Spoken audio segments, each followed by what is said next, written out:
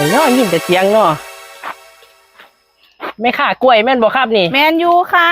สิมาซื้อกล้วยแม่นบ่จ้าสิมาซื้อกล้วยครับสิมาซื้อกล้วยเอาหลายปานไหนล่ะสิเอาจักหวีจักเครือสิเอาไปเฮ็ดหยังเดี๋ยวเอาไปไปบ่มกินครับแล้วไปบ่มกินเอาเป็นเครือเลยบ่ตายแม่นครับเอาเป็นเครือครับเป็นเครือเอาใหญ่บ่เอาใหญ่เติบอยู่ครับ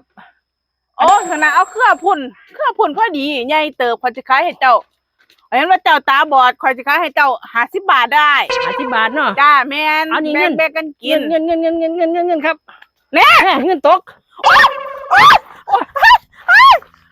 มันบ่แม่นเงินนะนี่มันบ่เงินเจ้าอยู่นี่อีหยังครับนี่หนีก่อย นี่เจ้าบ่อุ้ยเอาเฮ็ดจังล่ะเฮ็ดหยังขอบบุญคุณหีเด้อกำลังเลยจับหีเธอแรกเจ้าก็เคยจับบ่อ้ายแม่แต่ว่าไม่เคยจับจักเทื่อบ่อันเอาสิซะอ้ายข่อยสิสงคอเจ้าอะข่อยสิสงคอเจ้าเอาใบอีกอ้ายใบอีกเอาอ้ายคือมือล้วนลัดเขาแล้วคือมือล้วนลัดเขาโอ้เจ้าไปตัดอีโตนนะอ้ายเนาะโอ้เจ้าคือสิบ่เคยพอหีนะอ้ายเนาะ